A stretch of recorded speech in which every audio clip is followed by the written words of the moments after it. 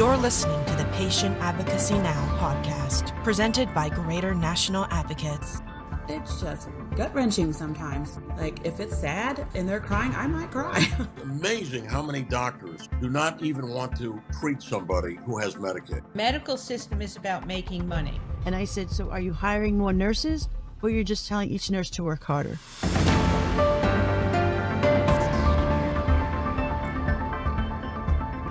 Amy McWilliams, thank you so much for being on the podcast. Yeah, thank you for having me. What was the most unexpected challenge you had when you first started caring for your aging parents?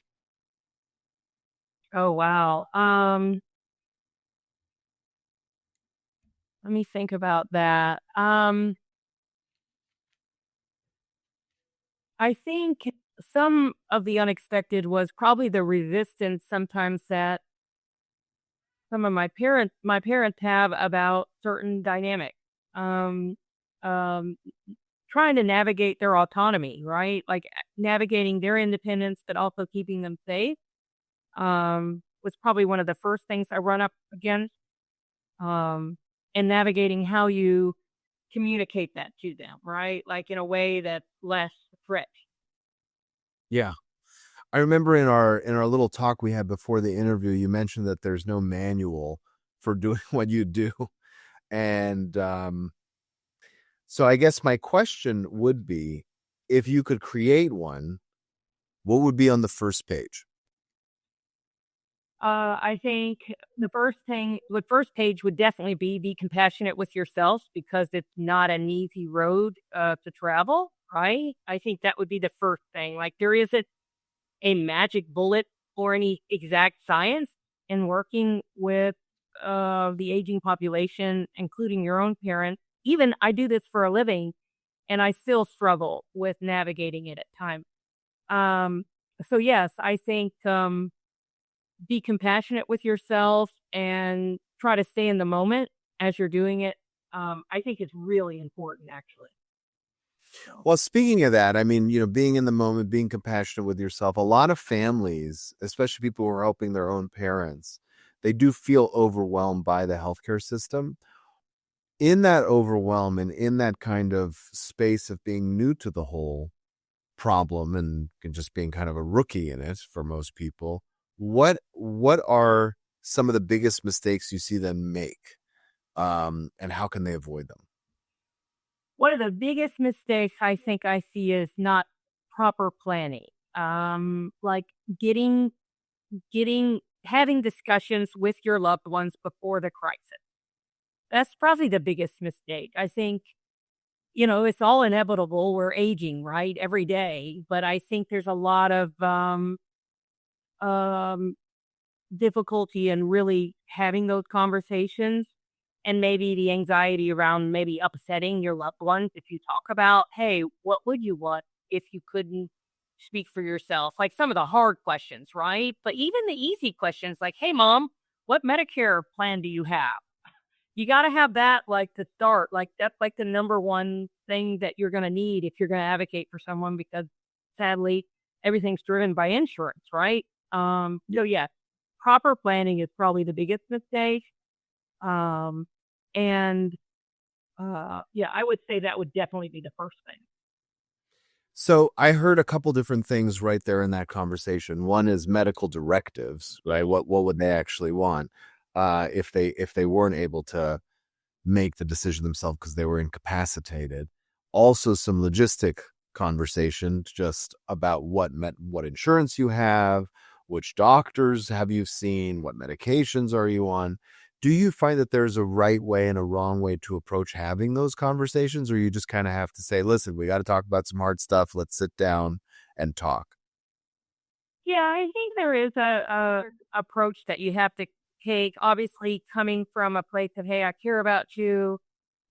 This is a lot, like validating how much it is, because I don't think people realize when they're overwhelmed, they're so overwhelmed that they think they're only ones not doing well with it, when actually it's complicated. Literally, I was just on the phone with an insurance agent before this podcast, navigating hearing aids. Like all of it is just a lot.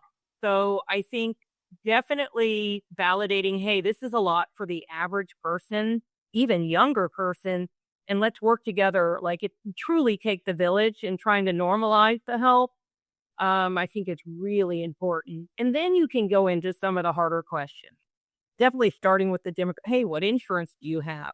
One of the biggest questions a lot of adult children don't know is whether mom and dad have a long-term care policy, which is so important when you start seeing what you need to help someone. So yeah, definitely more of the, I guess, less emotional first probably would kind of grease the wheel, I guess. And then you can lean into more of the harder questions. Hey, do you have an advanced directive? Do you have a POLST, which, is the way that we honor kind of what their wishes are.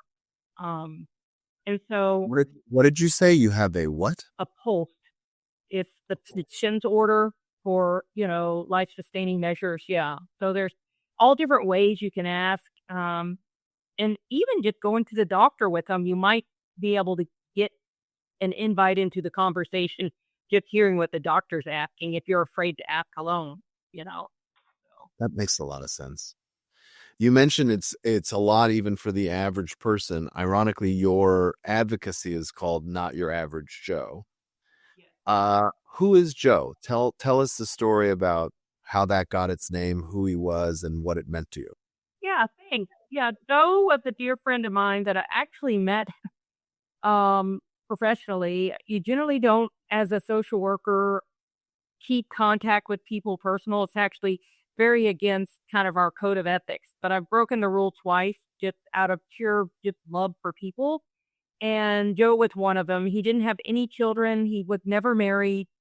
He was living alone and trying to manage his chronic condition, and his quality of life had gone down significantly. And Joe was so kind, even in the midst of that struggle, and so independent. And so as I started to get to know him, he had a neat background. He was self-taught, somewhat of an architect. He drew houses on the computer and sold those plans to people, and he was self-made in that way. So he was very sustainable financially himself. However, he had resources, but he didn't know how to advocate or navigate the system, and was really neglected in multiple avenues of his care. And when I found out what was going on, and he was trying to advocate for himself, it was just so, and he was sick, mind you. It's like when you're sick, it's hard enough to just do the basics, let alone advocate. So we were able to forge a friendship, and through that, he was allowing me to help him navigate how to advocate for himself. He was even writing on this is how cool he was. He had a spreadsheet for the measurements on it. He had a wound, which wounds are really hard to manage, even from a clinical standpoint. But he had a spreadsheet on the size of his wounds, trying to track himself. So that's how independent he was. But when I met with him, sadly, it wasn't going in the right direction. And gratefully, with a little bit of help, he actually rebounded, was able to go back home, live independently for another 10 years with good quality of life and care. And he was a prime example of what some people just need: a little bit of support. You can still honor their wishes, but just a little bit of advocacy and the right care can really make a huge difference. And convincing him to spend a little bit of his hard-earned money in a way that's smart, but also maintained his care, because that's always the balance of resources versus care in a lot of ways. Yeah, sure. And you met him as a social worker, so this was probably before you kind of jumped, head first into the advocacy space, I would assume. Yes, I met him. I was in home health, so I had been working in home health for probably about 6 years, which was a very limited role. I was generally able to go in one time. In the home health space, it's more a value to do therapy because, it's somewhat of a money-making service, as in mine is more of a just a perk, I guess, in the home health space.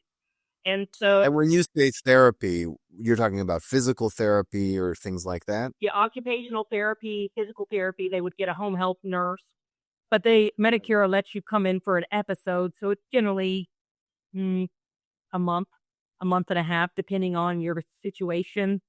And social work is only really allowed to go once.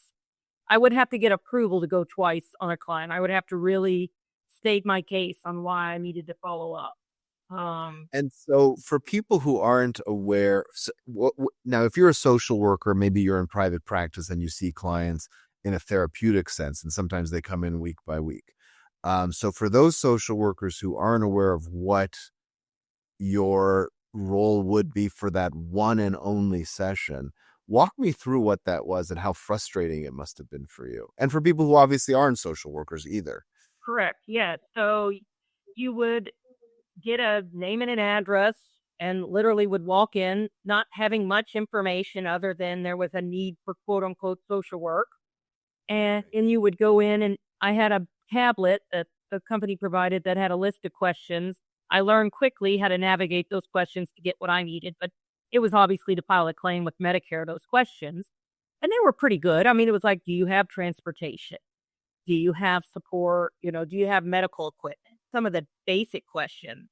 But really, I was building a relationship with the family in one session to get them to trust me to share what was really going on. Because often, as we do pridefully, we don't always want to lay out all our kind of baggage for people. But fortunately, I was able to kind of connect and at least give them as much as I could in one session. A lot of times it was, hey, here's the area on aging.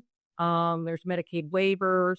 Or I would be able to look at their income based on what they would share. So I would always warn them, this is a nosy process. Like, I would have to literally ask them how much they bring in every month the first time I meet them, to tell them whether they were eligible for other services, because there's a real clear cutoff for that. And so, yeah, I mean, I would on average spend at least an hour and a half. Sometimes it was 2, and that was really on my own time because it was very limited how long I could stay based on insurance. But I would try to give them as much as I could. And sometimes I would follow up afterward just on my own time, because one appointment is not enough to really cover what these families need. And some of them were paraplegic. Some of them had trachs. Some of them, which is the breathing tube in the neck. I mean, there were some really sick individuals. And some had income of like $700 a month.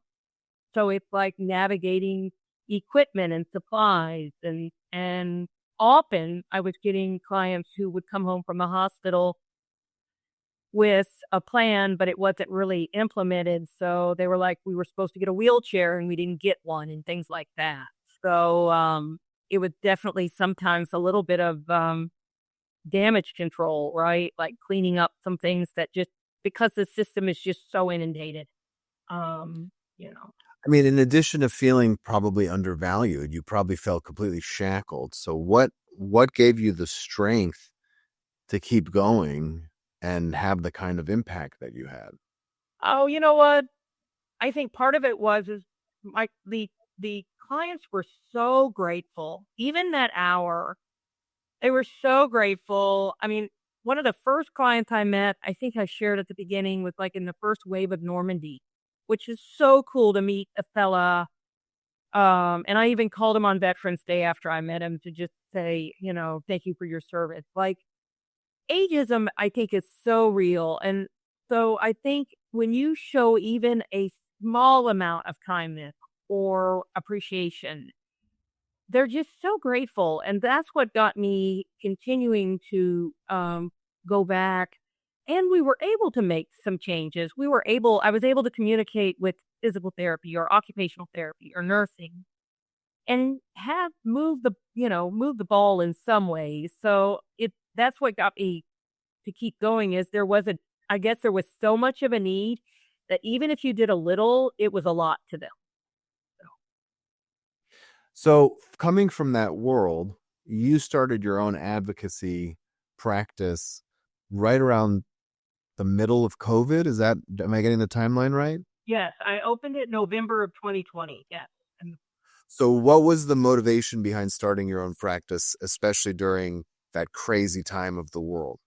Well, one of the things was that I had a shift in employment. I was going into assisted livings doing therapy with seniors, and obviously I couldn't do that anymore. And we were doing virtual, which actually my clients did a great job getting on virtually. It was interesting trying to get them on their iPads and whatnot, but it was still very limited. So I had some space on my schedule. I also had been daydreaming about doing this. I even have a business card in my office that's like a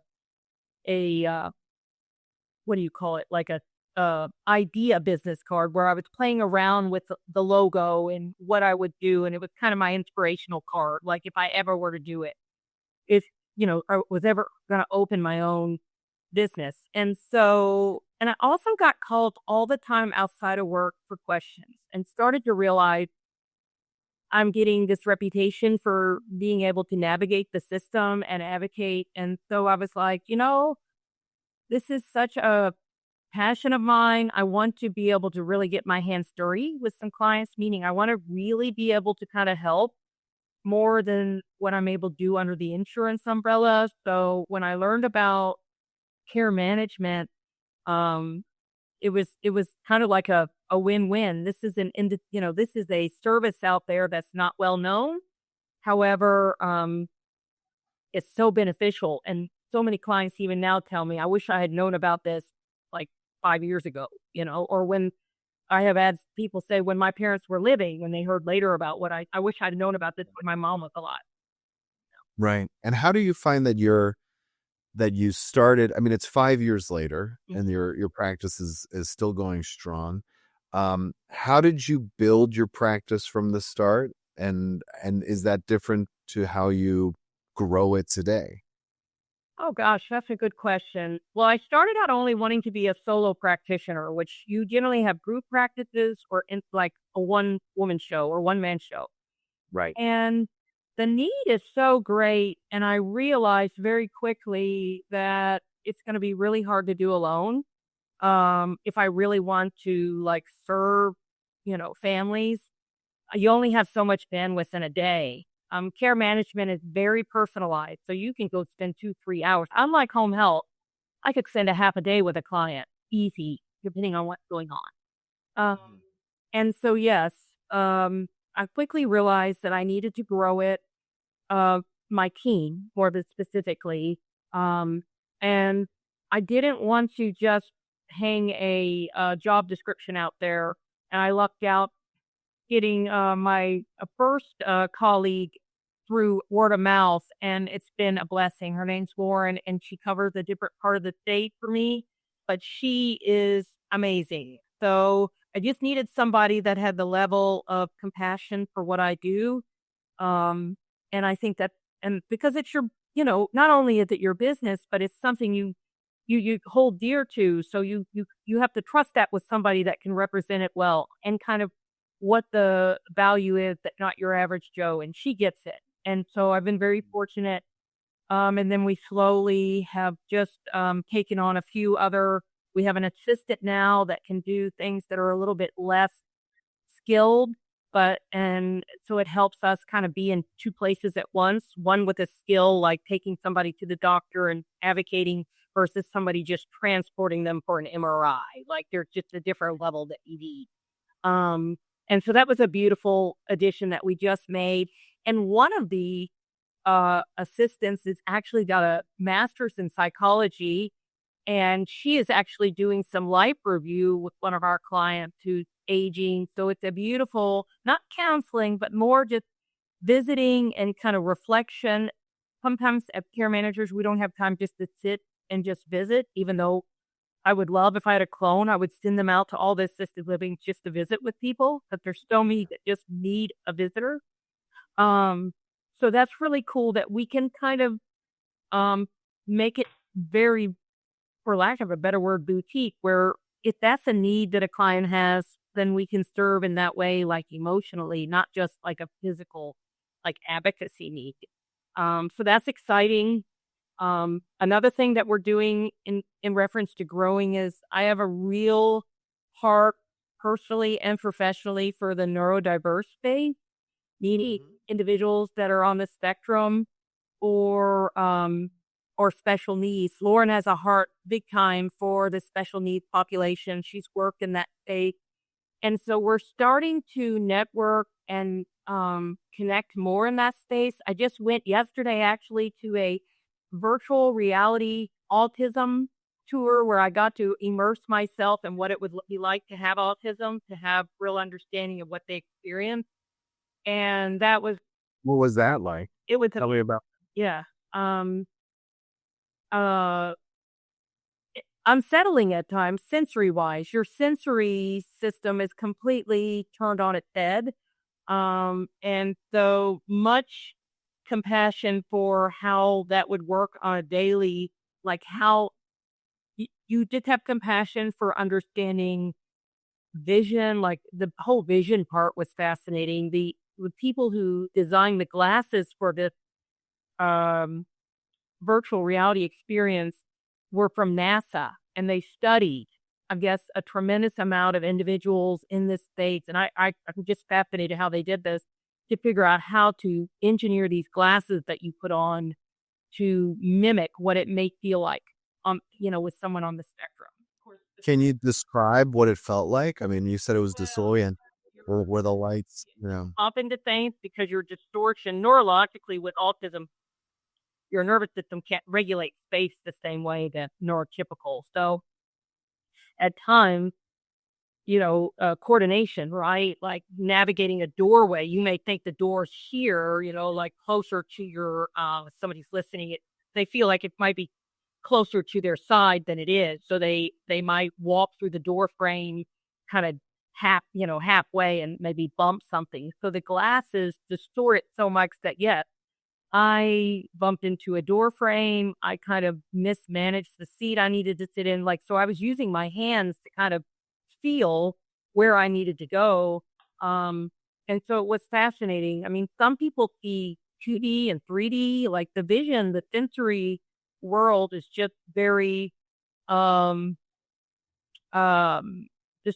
I don't want to say distorted. That's not the right word, but it's just very much impacted neurologically. So it was it almost felt like nauseous when I took them off and we processed that. Everybody was kind of trying to get almost like their sensory system back online to where they didn't feel like they were like on a cruise ship in some way. So very fascinating. I really want to support that mission that's going on. And where does that passion for you come from? Has it just been something that was always in you? Oh no, I have a daughter who is 18, who was diagnosed late in life. She diagnosed at 13. Okay. Girls are often misdiagnosed or undiagnosed.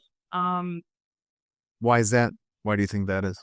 I think because they exhibit like the anxiety of it differently, and she functions like she was in regular school, like academically, cognitively, she functions, I guess, quote as a normal typical. She didn't have any developmental delays. However, when she reached puberty, it was very clear, and COVID brought a lot of it out, her anxiety and some of the things that she was masking up until probably 38. But for so long, she was able to mimic. And it was always interesting to me that I could see that she was almost mimicking, but I thought it was just kind of her personality. I didn't realize it was kind of really masking. And so, yes, it came out later for her. And I think for girls, they're not as physically aggressive, so it can look different. Like they maybe label it as something else other than often boys might have more of a combative, Yeah, sure. Not all. What kind of barriers do people in that community, the neurodiverse community, face that most people don't even realize exist? Oh, it's great you asked that because we were just talking about that yesterday. There's so much stigma still out there, including misinformation for parents to understand their children. That is a huge barrier. The stigma around what people envision when they think of neurodiverse is more of some of what was originally, probably diagnosed, where there were often individuals who couldn't speak or they might have some stimming, which is like different ways that they move their bodies. Sometimes they do the flapping of their arms and whatnot to regulate or rocking. So a lot of the barrier is misinformation or stigma, which I think is really coming out more. We're trying to normalize. I actually believe we're all on the spectrum on some level. And I think a lot of people feel that way. So I think trying to normalize, I'm not taking away for that the severity that some individuals struggle with when it comes to certain parts of the disability, but there is just some beautiful things about it as well. They're extremely creative. My daughter is incredibly creative. She's into costumes and design. She's doing Dragon Con this weekend. I mean, she's very gifted in that space. She's big into Dungeons and Dragons and creates a whole world in her head with creates these characters. It's just a fascinating ability that she has to be imaginative and like live in that world. So there's a lot of I would assume, since you have experience with your own family, that that's a quick way to develop trust with other clients who might be experiencing some challenges in that world. And I think trust kind of plays a big role in your ability to get referrals, work with other families. How do you, if it's outside the neurodiverse community, how do you find that you build trust and kind of gain that so quickly from your clients?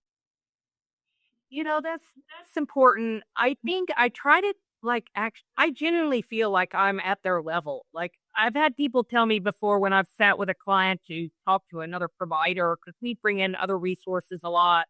We're trying to collaborate a lot. And one person gave me great feedback. You referred to the client so much in part of the meeting. Like, I think that's really part of the trust is realizing I'm not in here to take over. I'm here to just partner with you in navigating this, because they do have a wealth of information or they may have a contact. So I think humility is a huge part of it. Also, in some ways, I think if you were my mother, how would I want to be treated, right? Like, how would I want them to treat my mother? So I think I really try to go from that approach. I actually just really love doing what I do. So there's not this, I guess, ego to it. And I say, listen, if I don't know something, I'm going to tell you I don't know it.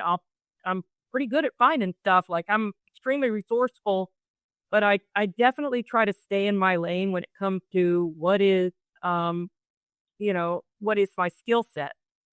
And so I think people respond to that. They appreciate the honesty. I think I started social work working with teens, and I felt like teens, they really appreciated the honesty. And I think that kind of probably developed some of my skill in being able to just be on the same playing field, right? And that's definitely what I did with Joe, if you think about it. Like, because he was a smart guy. I wasn't going to over intellectualize him in any means.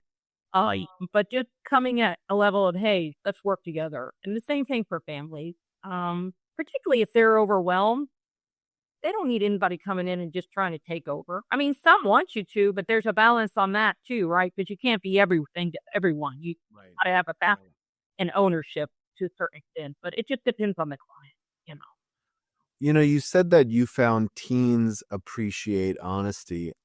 I have a 14-year-old. I'm just navigating this now. I have not found that to be the case, at least in my family. Tell me a little bit more. Selfishly, I'm like, what do you mean? What kind of honesty? What are we talking about? Maybe I got some pointers. That's funny. Well, they don't from my experience, the teen. Now, I work with teens in the foster care system, so it might be a little different, but they could read through you trying to patronize them or give them some type of directive that was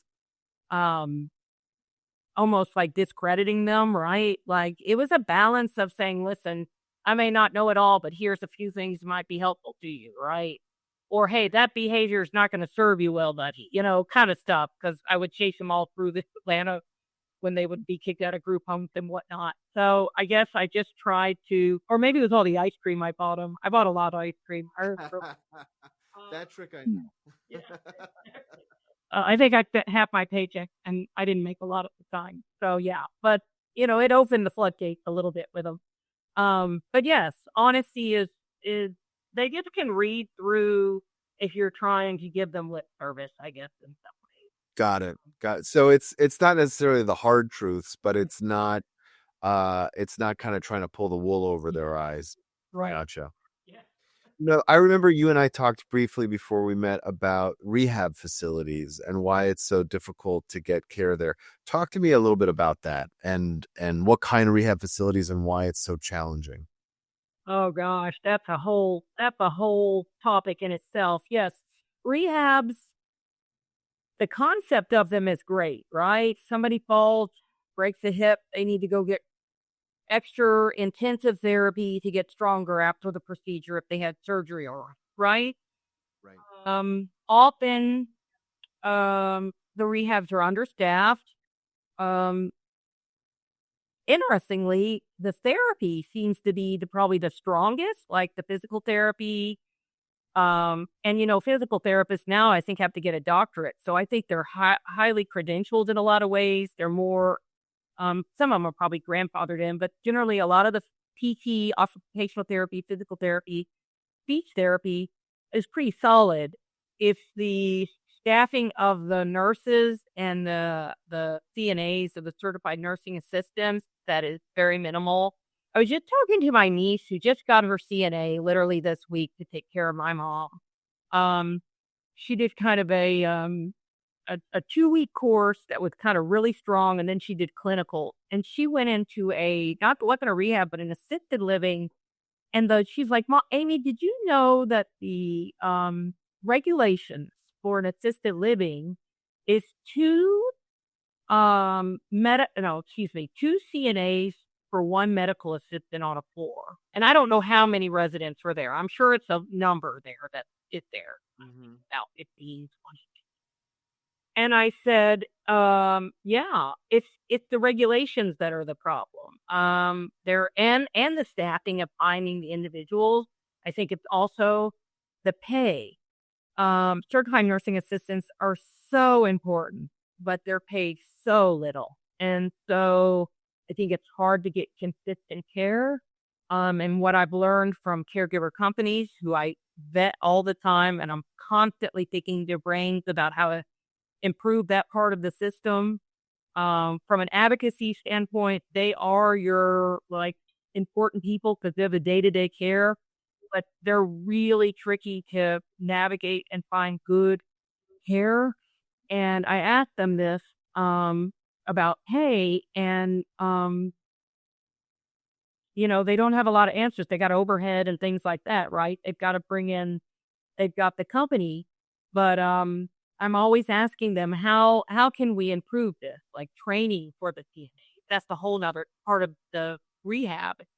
It's good training. How I had a father that was in a rehab, a father-in-law, and he had macular degeneration, couldn't see, and they would come in and not announce themselves and touch him, and he would jump out of his skin. And, so I tried to put a sign over his bed that says, I have macular degeneration. Please announce when you come in. And that was a HIPAA violation, so I had to take it down. But so some of it's just training to stay, hey, announce yourself when you come in. Ask them, hey, can I touch your right arm? I'm about to touch your right arm and move you, But to their defense, they've got a lot of work to do if there's only 2 of them and they're trying to get in and get the job done. But it's a system issue. And if we could figure out how to the regulations, we need more regulations on it, to be honest, and more pay for each individual. Yeah. Yeah, it's always an amount of resources, like you mentioned earlier, even with Joe, it's this trade between resources and care. It's a challenging situation to be in. Yes, absolutely. And Speaking of places that have, very limited resources, I know you also went to Indonesia and did some work there. Tell us about that. Yes, that was amazing. I went and flew into Jakarta and stayed for 2 weeks, and we traveled throughout Indonesia. We went into 2 other locations. Yeah, 2 other locations, and worked with family. And and children. And we did a medical mission. So I went with this amazing geriatrician in Snellville here. His name is Dr. Benjamin Abraham. And I met him through another job. And he was one of the first doctors. I have a few others that I've worked with that really understood the value of social work. So when I worked in his practice as like a third party, he would always refer to me for clients. And so I was so grateful because for a doctor to take the time to understand the client as a whole, right? It's just beautiful. To their defense, they don't have a lot of time, right? Right. But Dr. Abraham has been able to maintain that. And a lot of it is part of who he is. And so he invited me to come on this mission with him. And he did the medical component. Well, he did everything. But his primary focus in one of the places we went to was to do the medical assistance with medical staff. And then I was with other leaders doing work with the children. And so there's a couple orphanages over there that these children are just open for just being loved on. And they have very little, but they are very content. And it put a lot of things in perspective for me on how you can have a lot less and still be filled with joy and gratitude, right? For anyone just wanting to connect with you. It just put a lot of things for perspective for me, and I was just really grateful. I hope to go back next year. He goes every year. The name, can I plug the foundation? Am I allowed to do that? Sure, Yeah. It's a nonprofit. If you want to support something, it's 127 Legacy Foundation. And you mentioned he does a lot of geriatric work. What did you learn about the aging population when you went? oh, what did I not learn? I mean, it's amazing. He taught me so much about, well, I know enough to be dangerous medically because I'm a social worker, but I've been in my lane there. But just how to advocate. He's even really mindful about medication costs for people. Like he looks at it from the whole plate. Like he'll warn you, okay, I could prescribe this medication for hallucinations for dementia, but it's a very expensive drug. Do you all want that? Like, at least being honest with people and also just not throwing something at them that might give them false hope and then or them realize how expensive. His humility on what he does and how he does it served him so well. And he has a very successful practice. He did it 70. I told him, and he can go, I mean, he in Indonesia, I was like, what are you eating? Because he can go nonstop. I mean, he's just filled with just good energy and he has a very strong faith. So that makes a difference as well. Sure. Well, what kind of clients should be reaching out to you and how do they find your practice? Yeah, thanks for asking. Yeah, they can reach out to us through, if you look up Not Your Average Joe, and if you look up probably under senior advocate care, if you connect Not Your Average Joe and advocate, you'll find us. Easy. If you don't do the advocate, you'll get coffee. That's a good tip. Yes, exactly. And ideally, we love to meet with families and do an assessment before the crisis. We get a lot of crisis calls. But if you're wondering, hey, I want to love my parents well, and I want to be ahead of the crisis, we can always do an assessment and talk to you about what are the steps to kind of prepare. If you're in crisis and you still need help, we do that. We go into the ER. We're advocating constantly and educating families. When they're like, mom's being pushed to subacute rehab, what does that mean? And which one do I pick, right? Things like that. We are primarily in Metro Atlanta.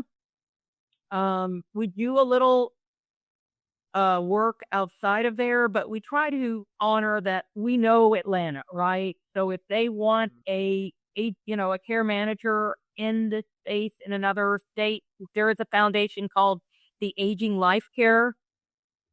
What is it? Aging Life Care Foundation. Yeah.